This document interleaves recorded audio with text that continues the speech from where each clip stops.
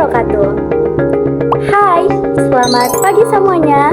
Perkenalkan, aku Putri Amelia Ramadhani dengan NIM 24028 AF. Dan rekan saya, Perkenalkan, saya Nur Badria dengan NIM 24024 AF. Perkenalkan, nama saya Nur Samsi dengan NIM 24025 AF. Perkenalkan, nama saya Aprilia Setiarisya dengan NIM 24004.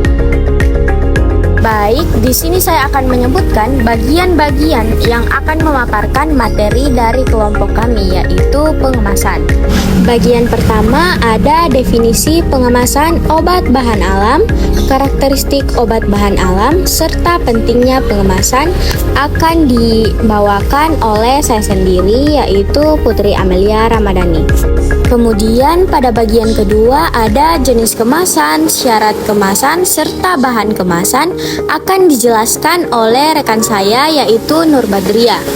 Pada bagian ketiga ada syarat kemasan, faktor yang mempengaruhi pemilihan kemasan, serta masalah yang sering terjadi pada pengemasan akan dijelaskan oleh Nur Samsi. Dan yang terakhir ada contoh pengemasan, labeling, dan kesimpulan akan dijelaskan oleh Aprilia Suci Airusya. Menurut Kotler dan Keller tahun 2016, kemasan adalah wadah atau pembungkus suatu produk yang dirancang untuk melindungi isi serta menarik perhatian dari konsumen. Lalu menurut Alton dan Taylor tahun 2018, pengemasan adalah proses atau kegiatan membungkus, mewadahi, serta melindungi produk menggunakan bahan tertentu agar kualitasnya tetap terjaga. Proses ini tidak hanya sekedar membungkus, tetapi juga mencakup pemilihan jenis bahan kemasan, desain kemasan, hingga sistem penyimpanan yang sesuai. Menurut WHO tahun 2013, obat bahan alam merupakan produk obat yang berasal dari sumber alami seperti tumbuhan, hewan, atau mineral yang mengandung senyawa aktif yang berkhasiat bagi kesehatan. Contohnya adalah jamu, ekstrak herbal, dan kapsul herbal. Kemudian kekhasan obat bahan alam. Obat bahan alam memiliki sifat khusus yang berbeda dari obat sintesis, yaitu lebih mudah mengalami kerusakan atau degradasi. Zat aktif di dalamnya sangat sensitif terhadap faktor lingkungan seperti cahaya yang dapat menyebabkan perubahan warna dan kerusakan zat aktif. Kemudian panas yang dapat mempercepat reaksi kimia dan degradasi. Oleh karena itu, pengemasan dalam obat bahan alam sangat penting untuk menjaga kualitasnya. Adapun beberapa tujuan dari pengemasan. Yang pertama, melindungi dari kerusakan. Pengemasan melindungi produk dari kerusakan fisik seperti benturan, kemudian kimia dari reaksi kimia, dan mikrobiologi seperti kontaminasi bakteri atau pada jamur. Selanjutnya yaitu menjaga stabilitas dan potensi zat aktif. Kemasan membantu menjaga kandungan zat aktif agar tidak rusak sehingga efektivitas obat tetap terjaga dengan baik. Kemudian mempermudah penyimpanan dan distribusi. Produk yang dikemas dengan baik lebih mudah disusun, disimpan, dan didistribusikan tanpa risiko kerusakan. Lalu meningkatkan keamanan dan kenyamanan. Kemasan dirancang agar aman digunakan, misalnya mudah dibuka tetapi tetap melindungi isi, serta media informasi dan identitas pada produk. Adapun karakteristik obat bahan alam. Obat bahan alam memiliki karakteristik yang khas dibandingkan obat sintesis. Karena obat bahan alam berasal dari bahan alami. Sumbernya berasal dari tumbuhan, hewan, dan mineral. Kemudian bentuk sediaan sangat beragam.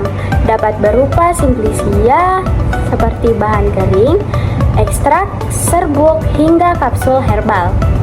Selanjutnya, obat bahan alam mengandung senyawa aktif yang alami seperti alkaloid, flavonoid, dan tanin yang memiliki aktivitas farmakologis serta stabilitas yang lebih rendah. Mengapa? Karena tidak melalui proses sintesis kimia, zat aktifnya jadi lebih mudah rusak. Obat bahan alam juga rentan terhadap faktor lingkungan loh. Mengapa? Cahaya yang dapat menyebabkan perubahan warna dan penurunan kualitas. Kemudian ada panas yang dapat mempercepat kerusakan pada saat aktif. Lalu ada kelembaban yang dapat memicu pertumbuhan pada jamur dan bakteri. Serta udara atau oksigen yang dapat menyebabkan oksidasi.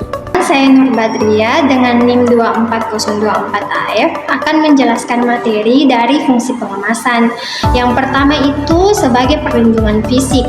Kemasan dilindungi dari benturan dan tekanan. Yang kedua itu ada perlindungan kimia, di mana produk bertujuan untuk mencegah oksidasi dan reaksi. Yang ketiga itu perlindungan mikrobiologi. Tujuannya untuk mencegah kontaminasi. Terus yang keempat ada kemudahan distribusi. Tujuan dari itu yaitu untuk penyimpanan dan transportasi. Yang kelima yaitu sebagai media informasi, di mana bertujuan untuk pelabelan, komposisi, dan aturan pakai.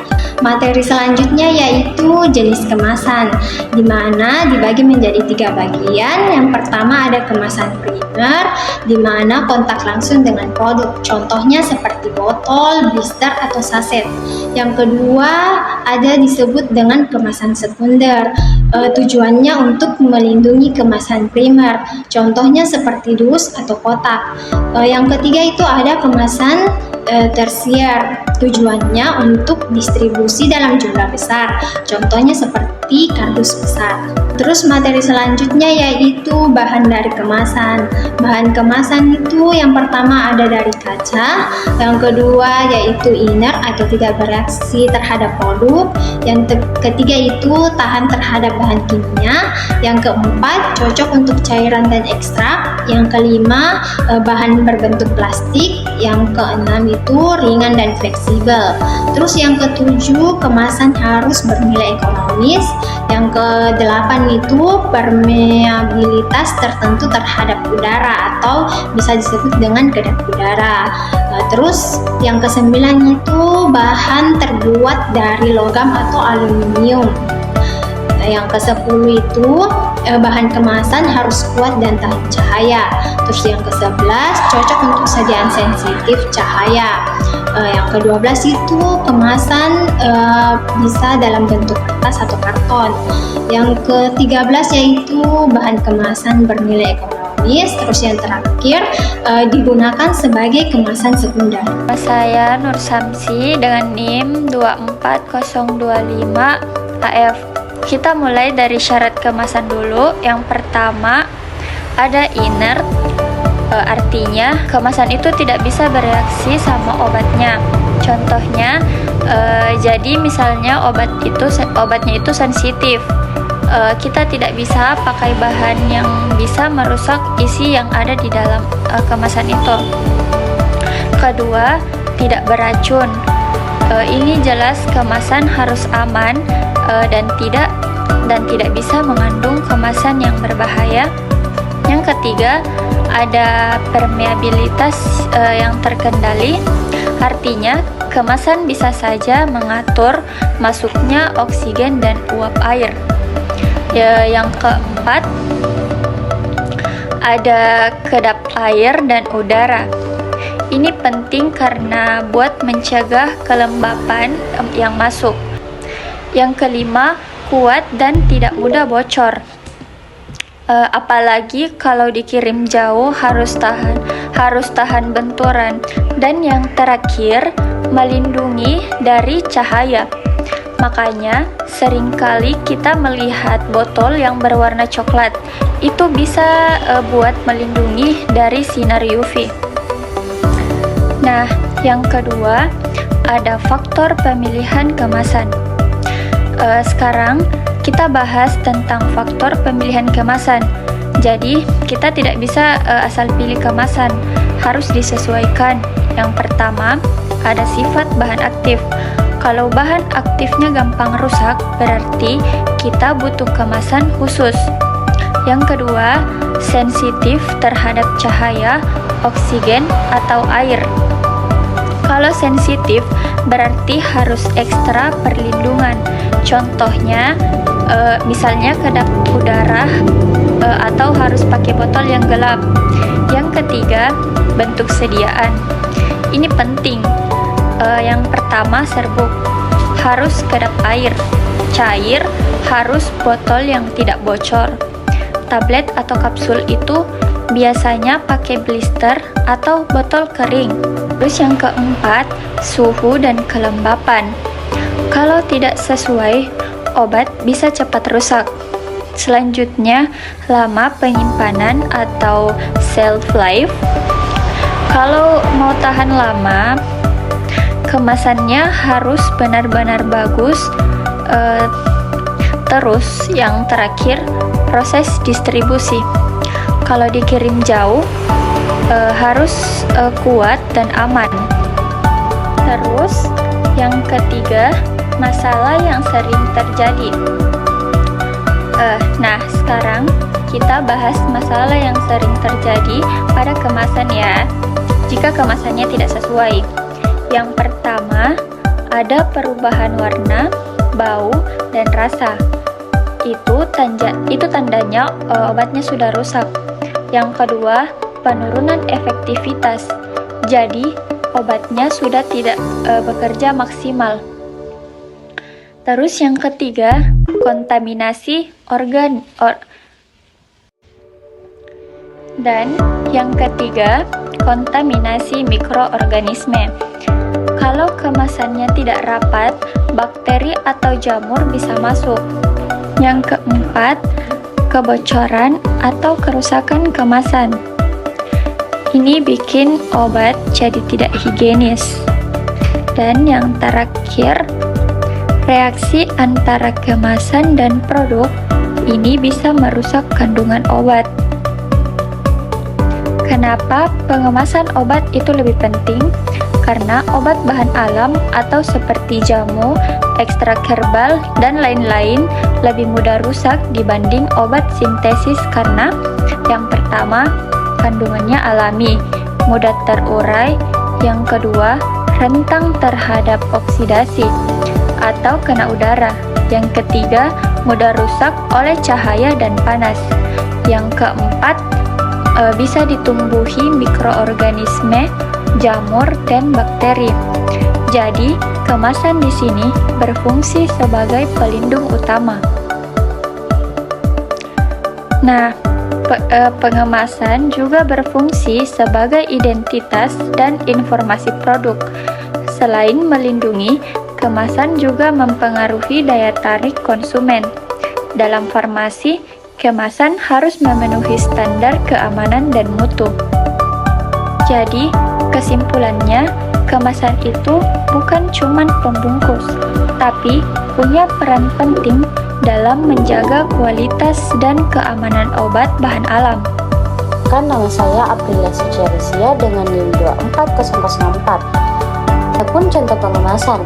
Pengemasan merupakan salah satu aspek penting dalam sediaan farmasi, termasuk obat herbal, karena berfungsi untuk menjaga stabilitas mutu, keamanan, dan efektivitas produk, sampai digunakan oleh konsumen. Setiap bentuk sediaan memiliki karakteristik yang berbeda, sehingga membutuhkan jenis kemasan yang sesuai. Nah, yang pertama itu ada kapsul herbal. Kapsul herbal biasanya dikemas dalam botol plastik ataupun botol kaca yang memiliki penutup rapat. Fungsinya untuk melindungi isi kapsul dari udara ataupun oksidasi yang dapat merusak zat aktif, mencegah masuknya kelembapan yang dapat membuat kapsul menjadi lembek ataupun rusak, menjaga kapsul tetap aman dalam kondisi kering ataupun stabil. Kedua ini ada serbuk ataupun jamu. Sediaan serbuk atau jamu biasanya dikemas dalam bentuk saset atau aluminium foil.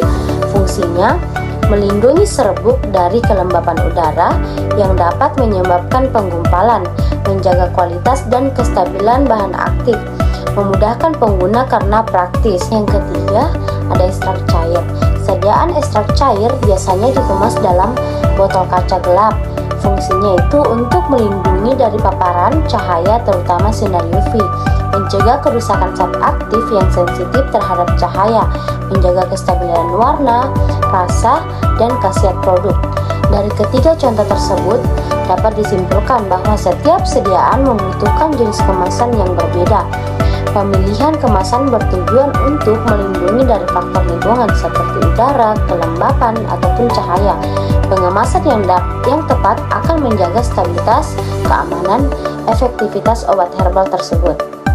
Adapun di bagian labeling dengan kesimpulan, selain pengemasan, labeling atau penanda pada kemasan juga sangat penting dalam produk farmasi. Labeling berfungsi sebagai sumber informasi utama bagi konsumen agar dapat menggunakan produk dengan benar dan aman. Adapun komponen-komponen labeling, yang pertama itu ada nama produk. Nama produk ini merupakan identitas utama produk, memudahkan konsumen mengenali dan membedakan dengan produk lain. Yang kedua ada komposisi. Komposisi ini menunjukkan bahan-bahan yang terkandung dalam produk. Pentingnya untuk mengetahui kandungan aktif yang terkandung dalam obat herbal tersebut. Yang ketiga, tanggal kadaluarsa. Tanggal kadaluarsa ini menunjukkan batas waktu untuk penggunaan produk. Produk yang sudah melewati tanggal ini tidak dianjurkan untuk digunakan karena dapat menurunkan kualitasnya. Keempat, cara penggunaan. Cara penggunaan ini memberikan petunjuk dosis dan cara pemakaian, bertujuan agar obat digunakan secara tepat dengan efektif. Dan yang terakhir, nomor izin edar BPOM. Nah, nomor izin edar BPOM ini menunjukkan bahwa produk telah terdaftar dan disetujui oleh BPOM, menjamin bahwa produk telah melalui uji keamanan mutu dan khasiat.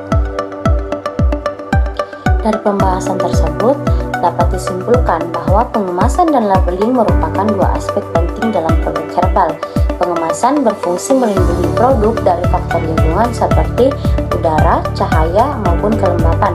Labeling memberikan informasi penting terkait penggunaan, keamanan, dan legalitas produk. Dengan pengemasan dan labeling yang baik, kualitas produk dapat terjaga